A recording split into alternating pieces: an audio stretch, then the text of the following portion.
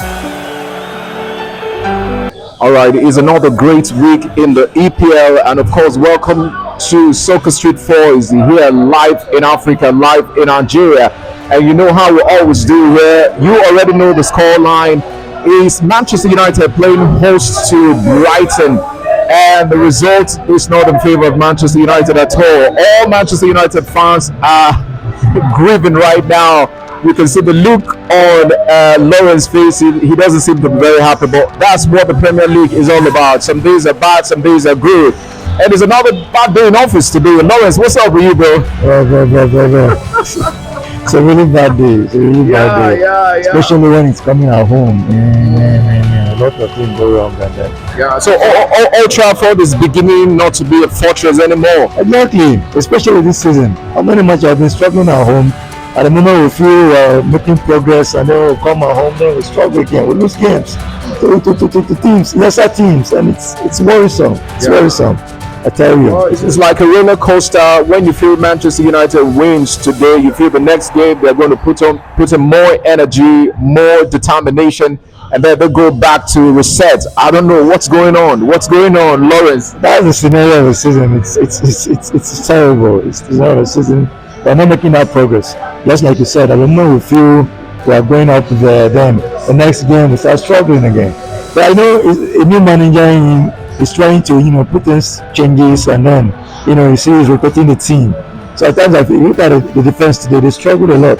The old players and all that, they were struggling. So I feel it's still a work in progress anyway. But it's for me to have that hope to see at the end of the season where we find ourselves. So let's keep pushing anyway. It's a work in progress. That's what we continue to hear day after day after day. How long is this work in progress going to take before we start to see changes, bro?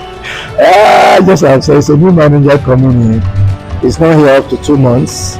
So let's see. He has a squad that he's trying to get his own starting 11 and all that.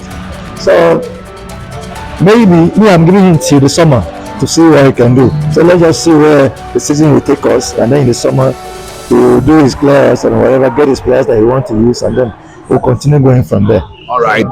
Well, in case you just joined us, this is Soccer Street Voice, and if you haven't subscribed to our channel, just go down there and tap the subscribe button. Definitely, we have amazing content we'll be giving to you match day after match day after match day. Lawrence, let's talk about the match today, man. Coming into the match today, just be honest with me. What did you envisage? What was your prediction for today's match? Yeah, just as I've said before, I know that we struggle at home a lot.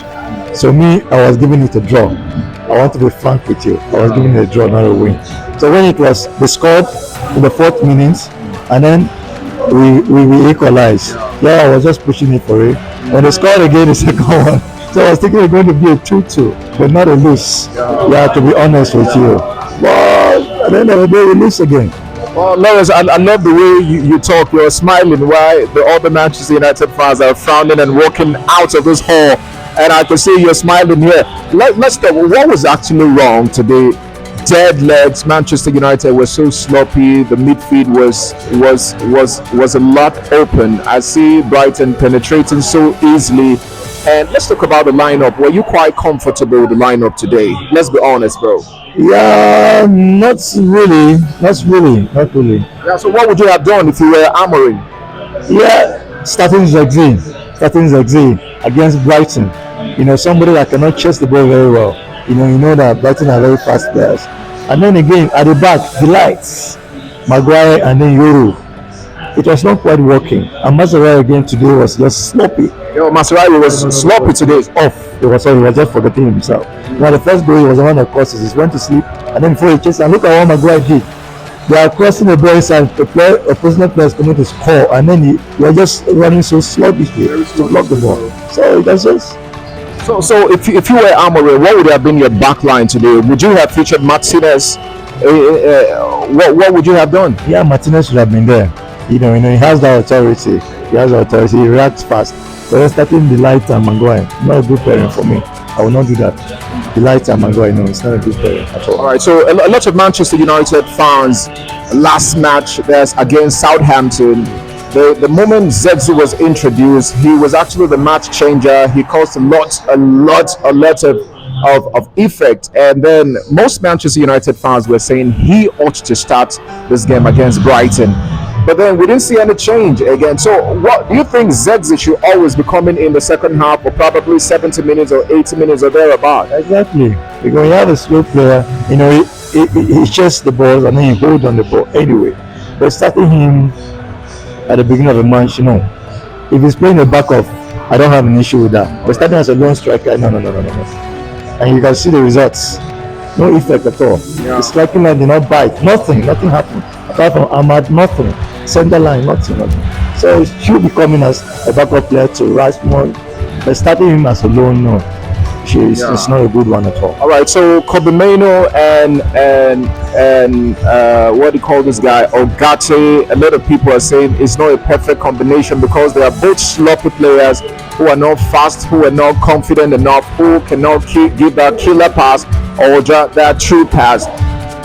What do you think? Who do you think is better off in the pair than these two people I just mentioned? Yeah, Ogate and Mainoo. Mainoo was playing very well too. He had an injury and he's back now. He has not gotten that bite yet. And Ogate comes in. But with the tackles, he's doing it for us. So getting that creative person now. I would have said Casemiro should have been there or Eriksen compared with him, but all of them are sluggish. So I think the coach is still thinking in that direction, thinking Mainoo is a younger player, so he can make the moves faster. I think for now it's not really okay. I was thinking we will now have in the middle of the park, but I'm beginning to see that we have bigger problems in the team than saying it's a striking line of defense. No, definitely. When I watched Manchester United today, they didn't show great passion. There was no desire. They weren't combative. Everybody, I don't know. What do you think? Should Manchester United engage in a massive clear out to bring new January transfer window is still open now? Are there quite a number of players you don't want to see before the transfer window shuts down? Yeah, in the January transfer window, it's a mid-term window, and then you gotta expect to get the best players you want from teams. But in the summer, let's continue to manage. If we can get loan deals for some players, and then it's cool. But if not, let's just wait till the summer. Let's try to fix things up. Just manage the results. Get in the middle of the table. Now, I told you when you had interviews days ago that I'm looking at the team getting in the middle of the table. Top 10. Yeah, top 10, giving a chance of top 10. But for any silverware, maybe in the cup games, fine. But in the Premier League, no. So let's see, Lawrence, if you are the team manager right now, what are you going to tell the players? Because we still keep seeing the same result match day after match day after match day. One thinks when you come today, you're going to see Manchester United play differently, but it's still the same old. Okay, he has till the end of the season to buy new players now. So what does he need to impact in these players to play a different kind of football? I don't know. He hasn't had a pre-season with them. He just came in. So I don't know whether he's trying to introduce some changes at the training ground. We're not there. So we don't know the team talk that is going on there. So at times, I try to understand my managers. When a new manager is coming in, I try to, figure out what he's trying to do. It's a difficult job, especially at Old Trafford. Coming to manage Manchester United is a difficult job. So I know he's trying his best to get the best of players. At times, some training routines, you can't tell. The other time was saying that United players don't run. You see? And today I even experience it, they don't run. So if you don't cover a lot of ground, how are you going to win games in the Premier League against Brighton, Brentford and all that, Crystal Palace? So you understand? So that is the issue. So when he has that, I think let him have a time to the summer, have a pre-season with them, get the players that will work for him, and then I think Amorim is the best, he's a good manager. He can do that.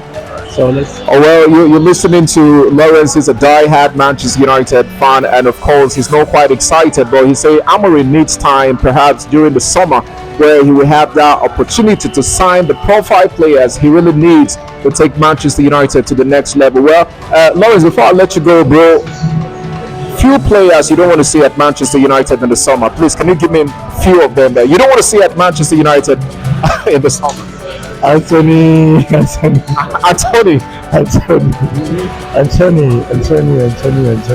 you want to see, Casemiro? No. He's an old guy. Eriksen, all of them. They need to go. Evans, Rashford. They should go. They should go. We need those younger players to fuse in the team and work. All those old people, no, they give him a chance to go. This other guy, what's the name? I forgot him. He's injured guy.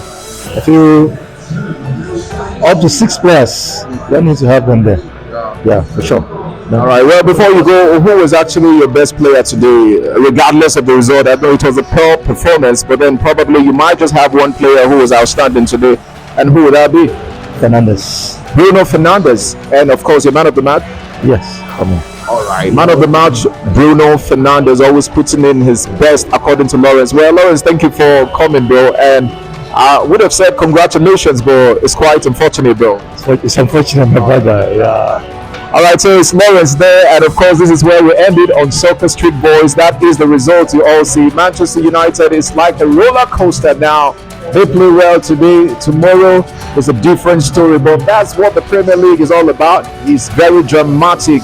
You get what you don't expect most times, but it is what it is. Well, thank you for staying with us on Soccer Street Boys. My name is Raymond, and this is where we wrap it up. See you again on another Match Day Live. Bye for now.